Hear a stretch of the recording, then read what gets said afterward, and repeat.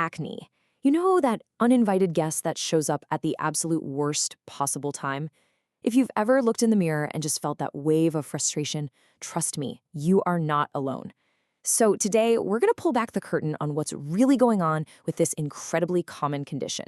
Let's get right into it. We're talking about a skin condition that's basically a rite of passage for most teenagers. And it doesn't always stop there, right? A lot of adults are still dealing with it way past their teen years. It's this shared human experience that is just surrounded by mystery and, honestly, a lot of bad information. 85%. Just let that sink in for a second. That's nearly 9 out of every 10 young people. So this isn't some rare thing. It's a fundamental part of growing up for the vast majority of us. And you know what? Understanding it is the very first step to getting a handle on it. For decades, we've all been handed the same list of suspects, right? Don't eat that pizza. You're not washing your face enough. But what if I told you that most of that advice is just plain wrong? What if the real story is this complex biological drama that's unfolding just beneath your skin?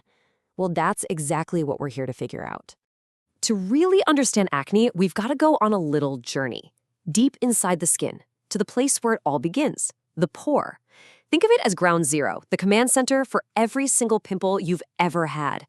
So what you're looking at here is the pilosebaceous unit. I know, it sounds super fancy, but it's actually pretty simple. It's just a tiny hair, the follicle it sits in, and an attached oil gland.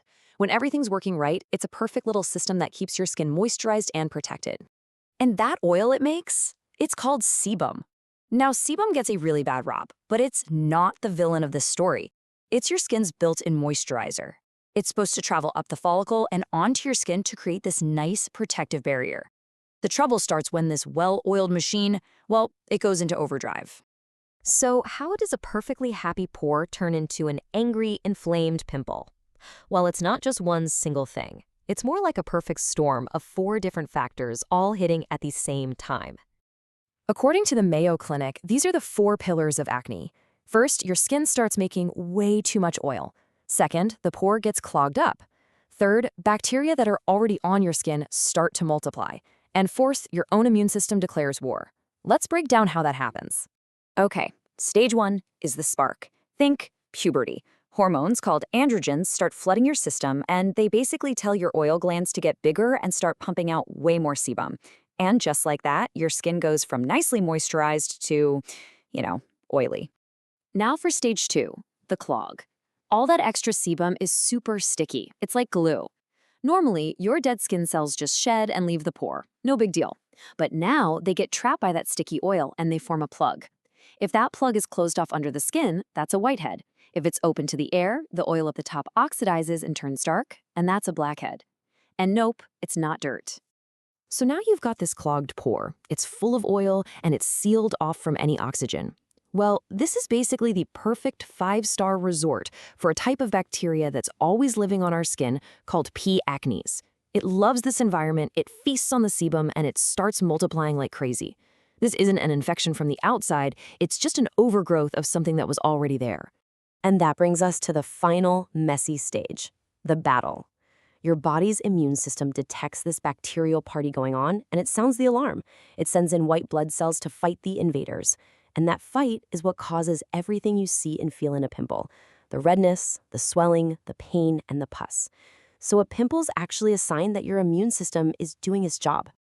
Okay, so now that we get the actual biology, let's go bust some of those myths that have been floating around forever. Because knowing what doesn't cause acne is just as important as knowing what does. This is such a big and honestly a hurtful myth. People with acne are so often told to just wash their face more.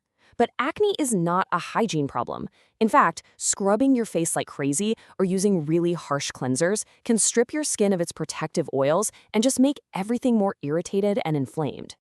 Ah, the classic scapegoats, chocolate and French fries. For years, they've taken all the blame. But here's the deal. The science is pretty clear that for most people, these foods have basically no direct effect on their acne.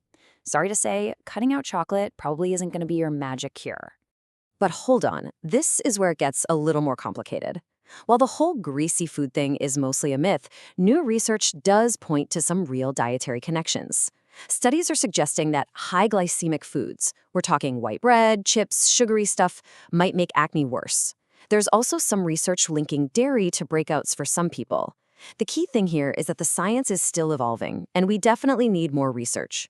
Okay, so if it's not about scrubbing your face or avoiding pizza, what can you actually do? Well, the good news is there is a whole arsenal of really effective treatments that get to the root causes of the problem. But before we look at the options, let's just set the right goal. Treating acne isn't about some miracle overnight cure. It's really a three-part strategy.